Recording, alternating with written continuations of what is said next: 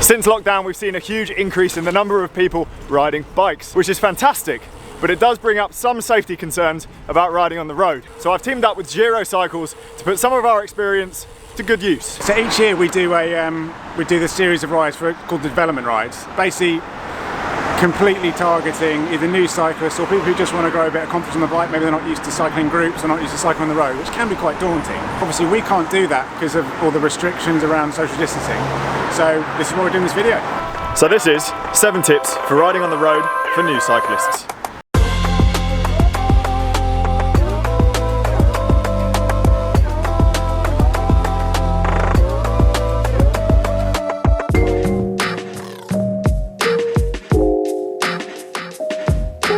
Point 1.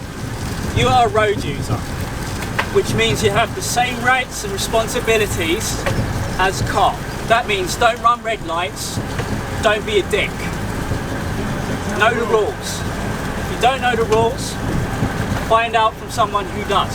So you've got the same rights and the same responsibilities as any other road user. So it means you're allowed to ride on the road, it means you're allowed to ride on all the same roads that drivers are allowed to drive on, obviously apart from motorways and things like that. But it also means you've got the same responsibilities as a driver. This means you've got a responsibility to follow all the road rules. It means no jumping red lights, don't ride through pedestrian crossings and all that sort of thing. Ultimately we're there to share the road, so we want to make sure that we're doing all the right thing by other road users as we'd expect them to do for us.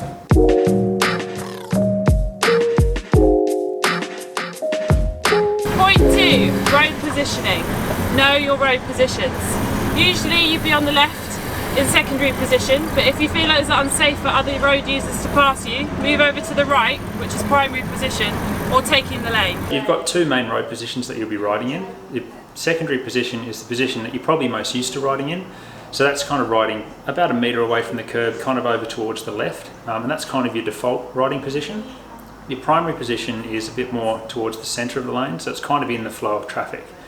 So where you'd want to use the primary position is basically anywhere where you don't want to be overtaken. So if you've got like a road narrowing coming up where you've got like a traffic island or something like that, if you're trying to ride all the way over to the left, you might have a car try and overtake you just before that traffic island, and that might put you in a bit of a dangerous position.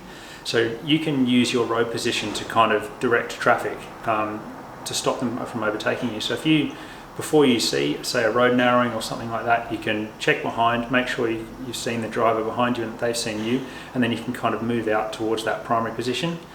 Use that primary position until you've got enough space to move back over to the left. Same thing for really narrow streets. If you're commuting in central London or something like that, often you don't have enough space to actually get, if you've got like a really narrow street where there's only room for one car, you're much better riding in the primary position than riding right next to the car doors and sort of encouraging people to overtake you in silly places. So one other thing is when you're in secondary position, you don't want to be riding all the way in the gutter. Couple of reasons for that. There's often like lots more broken glass and things like that, but if someone does come close to you and you're already riding all the way in the gutter, you've just got nowhere to go. So give yourself a little bit of space. About a metre is fine. The main thing is that you can see what's going on and other people can see you.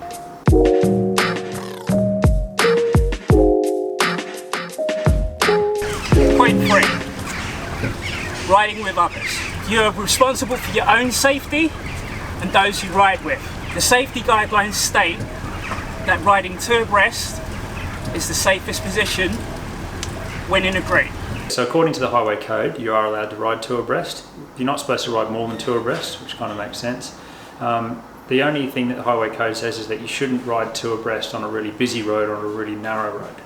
So it gets a bit confusing because it doesn't define what a busy or a narrow road is, but basically just use common sense.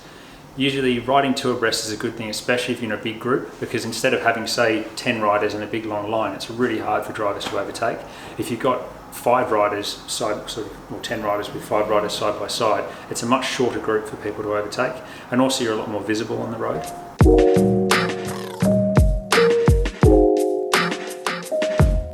Point 4, road observations. It's important to be aware of where you are and what's around you. So keep checking over your shoulder and in front of you to be aware of any traffic. Being aware of what's around you is really important as well, especially if you're riding somewhere a bit busier. Check behind you before you do anything. So if you want to turn right, you want to turn left, check behind, make sure you make eye contact with the driver behind you and tell them what you're going to do. Looking ahead is really important as well, making sure that you're not just kind of staring down at your computer like Froomey. you're looking ahead, so if someone slows down, you're ready for it. Someone does something silly, if there's a pothole coming out, you can see that sort of stuff happening before it sort of is too late.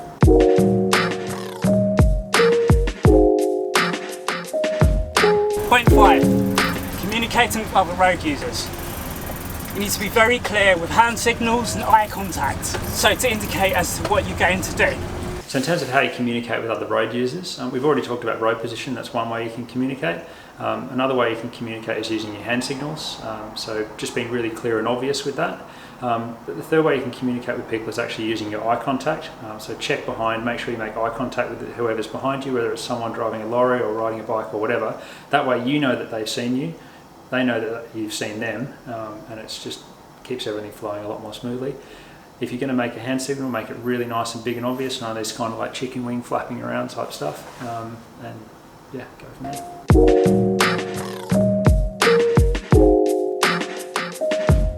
Point 6, hand signals within a group. This is for your own safety and to point out hazards. It's important to be very clear to keep everyone safe. And also, wave to other road users. Pulling out, turning left, turning right, slowing. The hand signals in groups can be really important. So you're pointing out things like potholes, calling out if you need to move around a parked car, things like that. But the other thing is you don't have to point at things. If you don't feel confident taking your hands off the bars, just call it out. Pothole left, pothole right, car coming through, all that sort of stuff can be really useful, especially on sketchy roads. If you're riding in a group and you're not that confident, it's much easier just to be vocal, and then you don't have to take your hands off the bars, you can feel a lot safer.